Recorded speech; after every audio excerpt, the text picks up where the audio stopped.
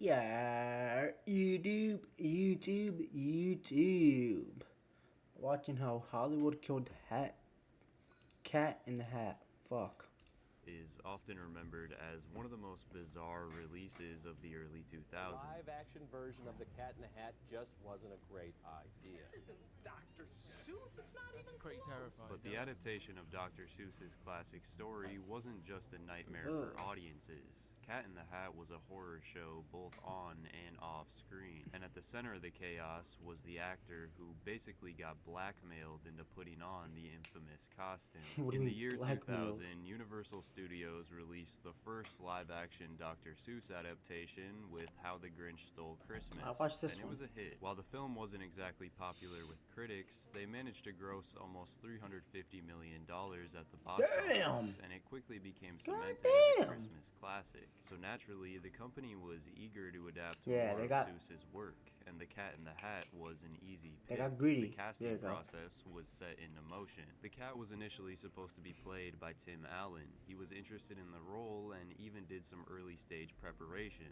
but due to conflicting schedules with two other projects at the time, he ultimately dropped out. That's when the name Mike Myers came up, but the studio was reluctant. Myers should have been a great pick. He was known for his background in playing roles with larger-than-life cartoonish characteristics, perfect for capturing the whimsy of a Dr. Seuss book, and should have been a strong follow-up to Jim Carrey's iconic performance in The Grinch. But Mike was, to say the least, creatively conflicted at the time. In the late 90s, he had been working on a movie based on his popular Saturday Night Live character, Oh, hell no. Dieter. He's not hitting that bitch. There was a deal with Universal, and they had already dumped millions of dollars into funding it when Myers decided to back out. He thought it was going to be unfilmable, claiming he could not in good conscience accept $20 million in cheap movie. Shit, you a better man than me. What? You can accept 20 million in good conscience and cheap moviegoers who pay their heart by making a movie with an unacceptable script. Yeah, you're bugging, gang. 20, you turning down 20 mil because you think people ain't gonna like the movie? Fuck that.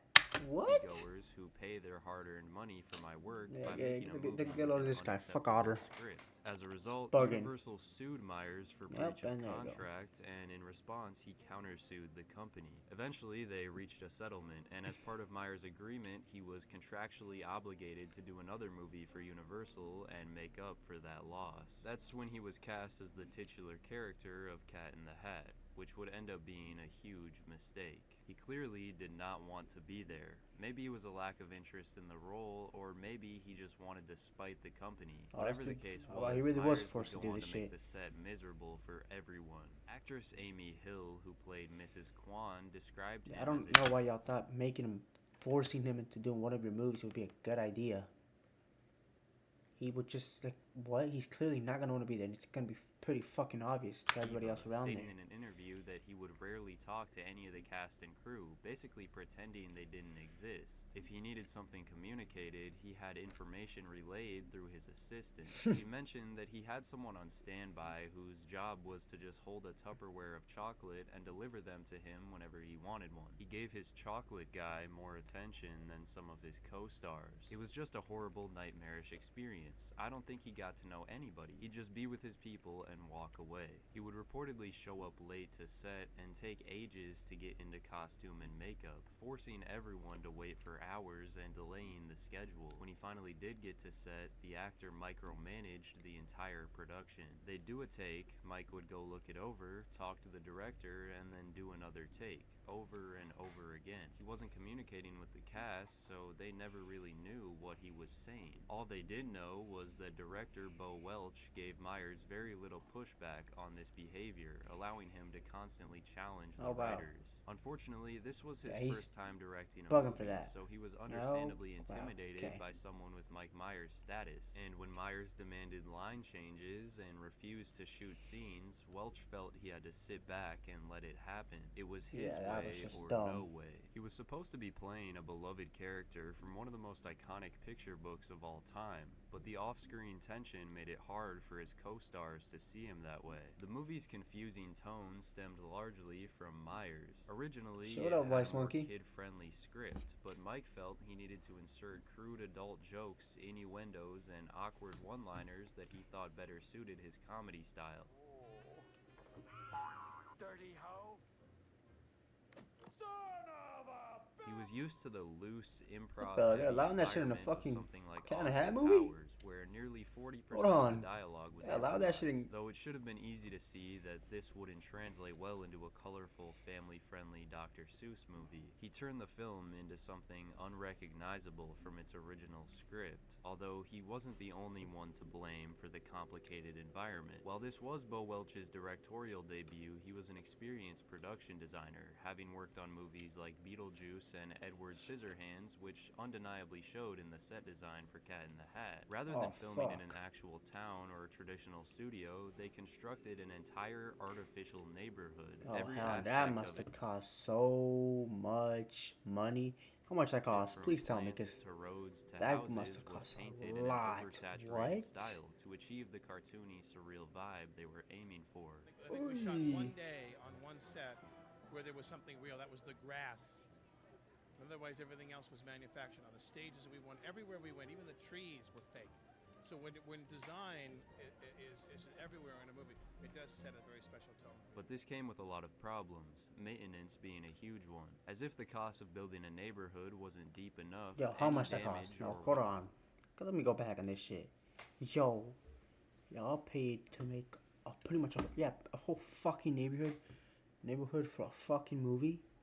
Yo, how long is this taking? How much did this the cost? neighborhood wasn't deep enough, any damage or weathering to the set required fixing and repainting, which not only cost more but further delayed production. The bright, unnatural colors demanded meticulous lighting to avoid glare. On top of that, the interior sets, like the house, were made to look warped and cartoonish, but they were extremely tight, leaving little room for the crew. Bright studio lights and small spaces made it a hot, claustrophobic environment. Everyone suffered, but Mike, being in a full bodysuit and face prosthetics, got he must have been irritated going through it. frequently and would have God to go damn. reset his costume during takes. Being a good sport. What's that? You're being a good sport. Seems hard. it's There were quite a few scenes that didn't make the final cut, and it was probably for the better. One of them featured Thing 1 and Thing 2 trying to delay the mom's arrival, and to do so, they chug a mountain of water bottles. When she gets to the neighborhood, Thing 1 Yo, this floods looks the like ass. streets with piss. What? Flood? There's not a cloud in the sky.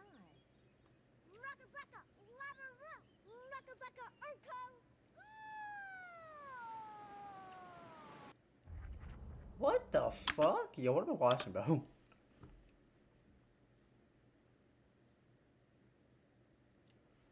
Yo, nah, again, cause what is that? What the fuck was that? Hold on. That's Through all supposed to the be. challenges behind the scenes, Universal still had enough confidence in the film's success to Yeah, you're greenlight a bugging. video game alongside its. You made a video game of that bullshit ass. You saw how that movie was gonna look and thought, oh yeah, we should make a fucking video game out of this? What the fuck made you think that would be good? Release, and even That planned shit on looks like making ass. a sequel. However, the movie hit theaters on November 21st, 2003, and it was immediately met with scathing reviews from critics and. When did this movie come However, out? the movie hit theaters on November 21st, 2003, and it was 2003, immediately goddamn. met with scathing reviews from critics and audiences alike. There's one thing I've learned about from these two movies is that we don't want to see Jim Carrey as a Grinch, and we don't want to see Mike Myers as a cat. It's hard to say who is less recognizable in The Cat in the Hat, Mike Myers or the actual Cat in the Hat. Let's hope this insult of a movie doesn't taint any child's ability to enjoy the Yo. original.